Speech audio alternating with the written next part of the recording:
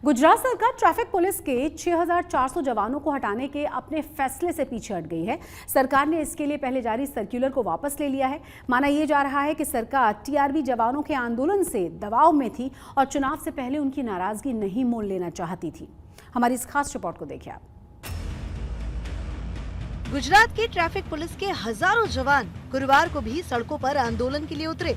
Gujarat police द्वारा TRB यानी traffic brigade के 6,400 जवानों की नौकरी से हटाने के फैसले के बाद राज्य भर में विरोध प्रदर्शन चला। अहमदाबाद समेत राज्य के अलग अलग हिस्सों से विरोध प्रदर्शन की कई तस्वीरें सामने आई।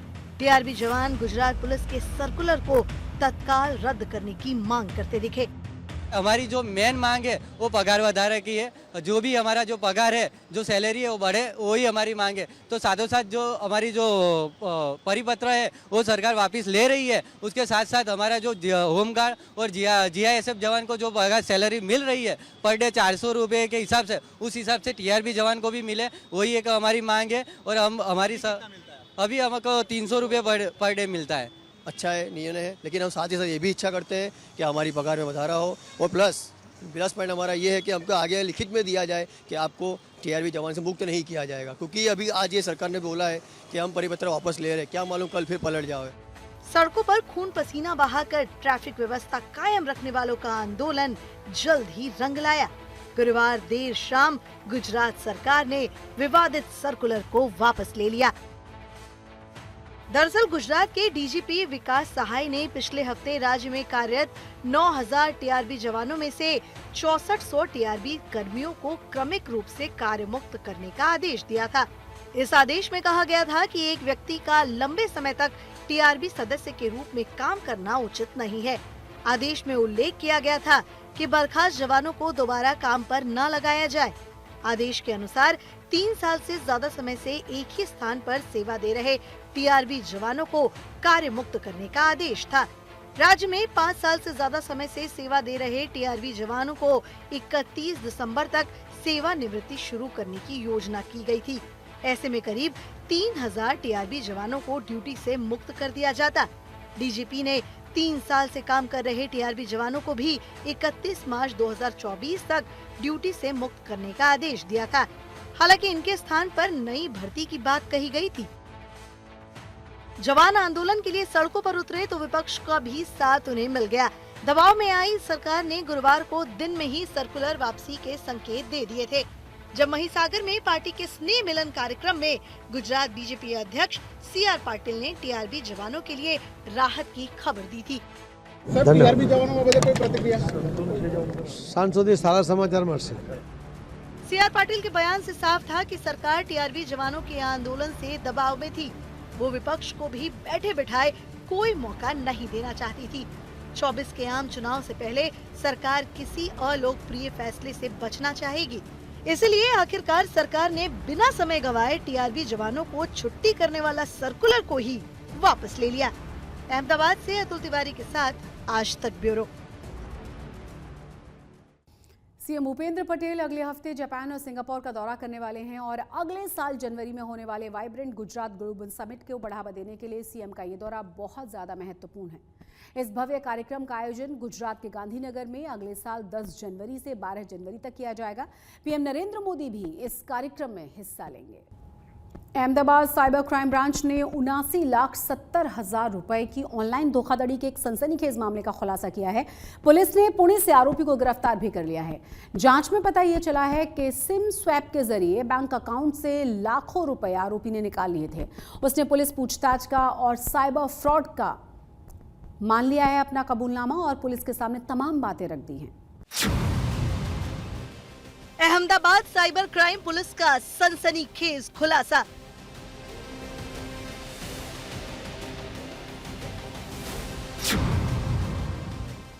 बैंक खाते से ऑनलाइन 79,70,000 निकालने वाले को पकड़ा।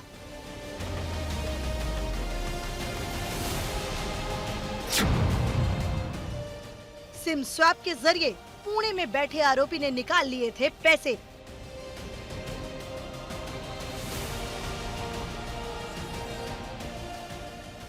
अहमदाबाद की साइबर क्राइम ब्रांच को पिछले 30 मई को एक शिकायत दर्ज हुई। जिसके मुताबिक वीट्राक फोम प्राइवेट लिमिटेड कंपनी, जिसका अकाउंट हिम्मतनगर स्थित बैंक ऑफ बड़ौदा की ब्रांच में था, इसी अकाउंट से 79,70,000 रुपए ऑनलाइन धोखाधड़ी कर निकाल लिए गए थे। शिकायत दर्ज होने के बाद जांच में जुटी साइबर क्राइम पुलिस ने झारखंड के गौतम मुखर्जी को पूना से गिरफ्तार किया। गौतम पूना में इंसीडो टेक्नोलॉजी सॉल्यूशन लिमिटेड कंपनी में फ्लोर एग्जीक्यूटिव के तौर पर नौकरी करता था। आरोप है कि उसने कुछ और लोगों के साथ मिलकर ऑनलाइन फ्रॉड के जरिए कंपनी के पैसे निकाले थे। साइबर क्राइम में एक सिम स्वैपिंग के केस रजिस्टर हुआ था, जिसमें फरियादी के अकाउंट से कुल 80 लाख रुपए का सिम स्वैपिंग फ्रॉड हुआ था। इस केस में इन्वेस्टिगेशन करके और कुछ टेक्निकल एनालिसिस करके हम लोगों ने एक आरोपी की धरपकड़ की है। इसमें उसका नाम है गौतम गोपाल चंद्र मुखर्जी, जिसको हम लोगों ने पूना के पास से अरेस्ट किया था और ये मूल झारखंड का रहने वाला है। ये खुद टेक्निकली साउंड है, ये खुद इंग्लिश मीडियम से 12th स्टैंडर्ड पास किया है, इसने BCA भी किया हुआ है।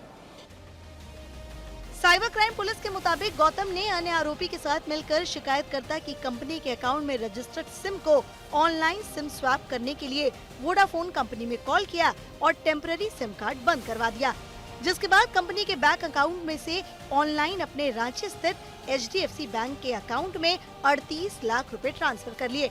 फिर इन रुपयों को वजीरेक्स कंपनी में अमेरिकी डॉलर खरीदने के लिए ट्रांसफर किया। बचे हुए 41,70,000 रुपए ICICI बैंक में ट्रांसफर किया था। ये जो आरोपी है, इसने जो सिम स्वैपिंग केस के अंदर जब मोबाइल बंद कराना था विक्टिम का या टारगेट का, वो इसने अपने नंबर से फ़ोन किया था। प्लस जो पैसा है, जो 80 लाख रुपया जो ट्रांसफ़र हुआ था, उसमें से 41 लाख रुपया इस आदमी के अकाउंट में गया था, ये आरोपी के अकाउंट में गया था। और ये आरोपी ने उसको वजीरेक्स और बाइनेंस का यूज़ करके आगे इन्वेस्ट किया था। इस केस के अंदर हम लोगों ने इमीडिएट एक्शंस के द्वारा हम लोगों ने 50 लाख रुपए जैसी रकम फ्रीज भी कराई थी और ये 50 लाख रुपए की रकम हम लोगों ने जो विक्टिम है उसको वापस भी हम लोगों ने दिलवा दी। Ahmedabad cyber crime branch police ने आरोपी के अकाउंट को फ्रीज करा दिया है। साथ ही आरोपी के खाते से शिकायतकर्ता कंपनी को 50 लाख रुपए वापस भी कर दिया है। पुलिस की जांच में पता चला है कि आरोपी गौतम ने रांची में BCA तक की पढ़ाई की है। उसने पूछताछ में इसी तरह की और भी धोखाधड़ी की बात कबूल कर ली है। पुलिस अब आरोपी से मिले सुराग के जरिए ऑनलाइन फ्रॉड के सभी मामलों की जांच में जुटी है। अभी कुछ और गिरफ्तारियां भी हो सकती हैं। अहमदाबाद से ब्रिजेश दोषी और अतुल तिवारी के साथ आज तक ब्यूरो। गुजरात में 24 से 27 नवंबर तक बारिश का पूर्वानुमान जताया जा रहा है और इस दौरान मौसम विभाग ने गुजरात के अधिकतम हिस्सों में बारिश होने की संभावना व्यक्त की है। मौसम विभाग ने 24 नवंबर को दक्षिण गुजरात के वलसाड, नवसारी और डांग जिले में बारिश को लेकर अलर्ट जारी कर दिया है। वहीं 25 नवंबर को पूरे गुजरात में बारिश का पूर्वानुमान है। कुछ जिलों में भारी बारिश की संभावना भी जताई गई है। 26 नवंबर को भी गुजरात में सामान्य से भारी बारिश की संभावना रहेगी। दाहोद और छोटा उदयपुर में भारी बारिश का अलर्ट है। वहीं 27 नवंबर को दक्षिण गुजरात में बारिश की संभावना व्यक्त की गई है। गांधीनगर में सबसे कम तापमान 14 डिग्री दर्ज किया गया है। में वेदर मोस्टली ड्राई रहने का संभावना है, लेकिन कल से थोड़े थोड़े क्लाउड आने शुरू हो जाएगा और कल हो सकता है very light rain extreme south Gujarat region जैसे वलसाड, नवसारी और डांग में होने का संभावना है, वेरी लाइट रेन। देन परसों हो सकता है लाइट रेन, कहीं कहीं एक आध जगह में मॉडरेट रेन भी हो सकता है। गुजरात स्टेट में पूरा कहीं कहीं जगह में होने का संभावना है। एंड परसों का बाद जो है ना 26 को काफ़ी सारे जगहों में बारिश मिलने का संभावना है। मोस्टली लाइट रेन रहने का संभावना है, कहीं कहीं जगहों में मॉडरेट रेन भी हो सकता है और एक आध जगह में हेवी भी रूल्ड आउट नहीं है, हेवी हो सकता है लेकिन चांसेस बहुत कम है। लेकिन एक आध जगह में जैसे हेवी मैंने दिया है, दाहोद और छोटा उदयपुर को अभी कवर किया है। गुजरात में हार्ट अटैक से मौत की खबर लगातार आ रही है। अब गुजरात के वडोदरा में भी चौंकाने वाली घटना सामने आई है। यहां कोर्ट की कार्यवाही के दौरान एक सीनियर वकील का दिल का दौरा पड़ने की वजह से मौत हो गई। जब तक उन्हें अस्पताल ले जाया जाता वकील की मौत हो चुकी थी। आपको ये भी बता दें कि हार्ट अटैक से हो रही मौतों पर कई सवाल उठाए जा रहे हैं। कोविड महामारी और वैक्सीन से भी इन घटनाओं को जोड़कर देखा जा रहा है। हालांकि आईसीएमआर ने जांच के बाद इन आशंकाओं को खारिज कर दिया है, क्योंकि देश में बीते कुछ समय में कार्डियोवैस्कुलर डिजीज यानी सीवीडी के मामले तेजी से बढ़े हैं। चिंता की बात यह भी है कि दिल की ये बीमारी खासकर युवाओं को अपनी चपेट में ले रही है।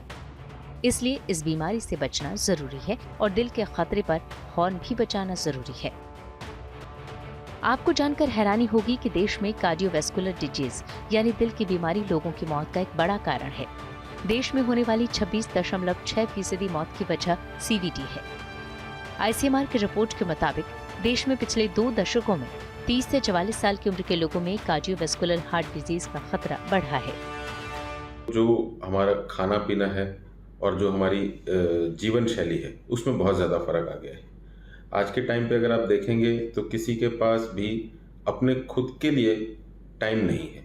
काम करने के लिए सबके पास टाइम है। हर आदमी 10 से 12 घंटे कम से कम काम करता है, लेकिन अगर उससे पूछें कि उसके पास खाली समय कितना है जो अपने आप पे वो मतलब अपने आप के लिए यूज़ कर रहा है, तो वो बहुत कम हो जाता है। सीवीडी का समय रहते पता लगाना और समय पर इसका इलाज बेहद जरूरी है। अमूमन इस बीमारी में लोगों को थकान की शिकायत होने लगती है और फिर धीरे धीरे सीने में दर्द महसूस होता है, या फिर कई बार कुछ मरीजों को सीने पर दबाव महसूस हो सकता है।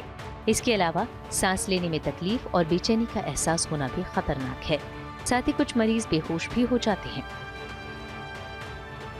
सीवीडी के मरीजों में स्ट्रोक और हाइपरटेंशन का खतरा बढ़ जाता है। एक्सपर्ट के मुताबिक इस बीमारी की सबसे बड़ी वजह खान पान है, क्योंकि मौजूदा समय में ज्यादातर लोग जंक फूड का इस्तेमाल करते हैं। ऐसे में शरीर में पोषक तत्वों की कमी होने लगती है। आज के टाइम पे प्रोसेस्ड फूड बहुत ज़्यादा होने लग गया है। हर चीज़ में प्रोसेस्ड फूड रहता है, जिसकी वजह से बहुत ज़्यादा प्रॉब्लम होती है हमारे कोलेस्ट्रॉल लेवल्स में। तो ये बहुत ज़रूरी है कि हम देखें कि हम लोग जो खा रहे हैं उसमें प्रोसेस्ड फूड का कंटेंट बहुत कम रहे। प्रोसेस्ड फूड से क्या मतलब है, जिस तरह की कुछ होते हैं जैसे हाईली प्रोसेस्ड फूड्स, इसमें आ गए आपके जो चिप्स आ गए, आपके चीज़ हो गया और पिज्ज़ा हो गया, ये सारी चीज़ें आपकी हाईली प्रोसेस्ड में आ गई। सीवीडी से बचने के लिए ज्यादा सावधान और सतर्क रहने की जरूरत है, ताकि हम अपने दिल का ख्याल रख सकें और दिल से जुड़ी बीमारियों से दूर रह सकें। इसके लिए हेल्दी डाइट फॉलो करना बेहद जरूरी है। फलों, सब्जियों और साबुत अनाज को खान पान में शामिल करना चाहिए। इसके साथ ही वर्कआउट, योग, रनिंग भी इस बीमारी से बचने का रामबाण उपाय हो सकता है। वर्क लाइफ बैलेंस बिल्कुल मेंटेन करके रखना है कि खाने के लिए आप अपने लिए टाइम दें, समय पे खाना खाएं, एक्सरसाइज करें और थोड़ा सा अपने आप को मेंटली फ्री रखें। तो ये 4-5 चीज़ें ऐसी हैं जिसकी वजह से कि यूथ में प्रॉब्लम ज़्यादा हो रही है।